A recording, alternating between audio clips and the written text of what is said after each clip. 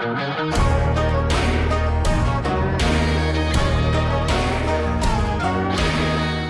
has been a hot second since we've gotten a new Lexus GX, but better late than never, right?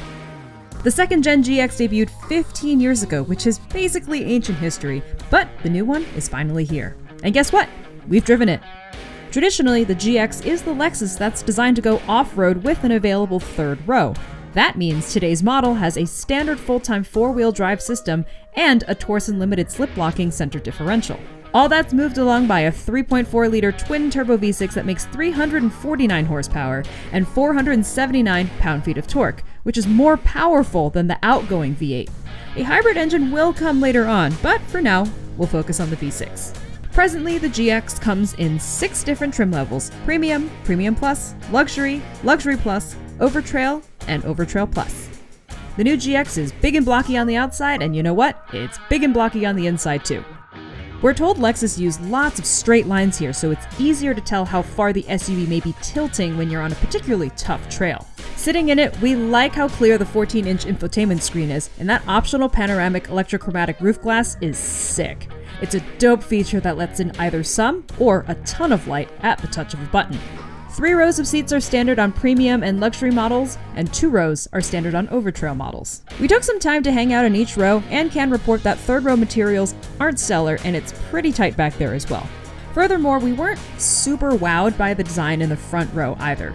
Don't get us wrong, it is a nice place to sit, but this being a Lexus, we expected a little more flair. Yet for a big body-on-frame SUV that's meant to get muddy, maybe this isn't the worst thing.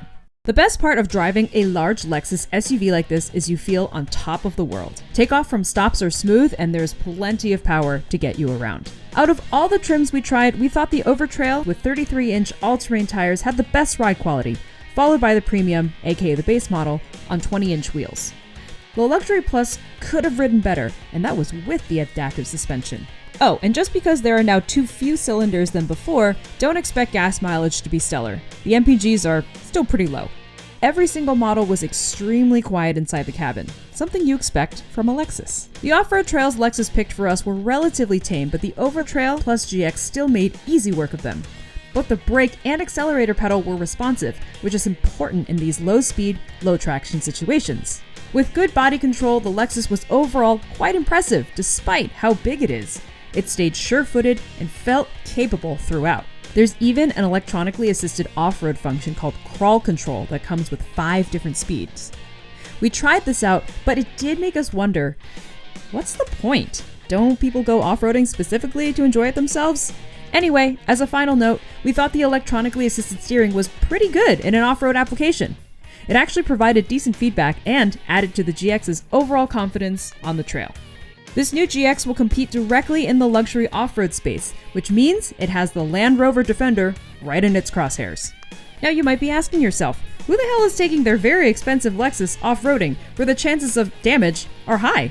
The answer is very few people, for now. Most buyers will use it as a luxury commuter, and it'll do that job very well. But the fact remains that this SUV comes out of the box with all the hardware that makes it an accomplished off-roader. So, who knows?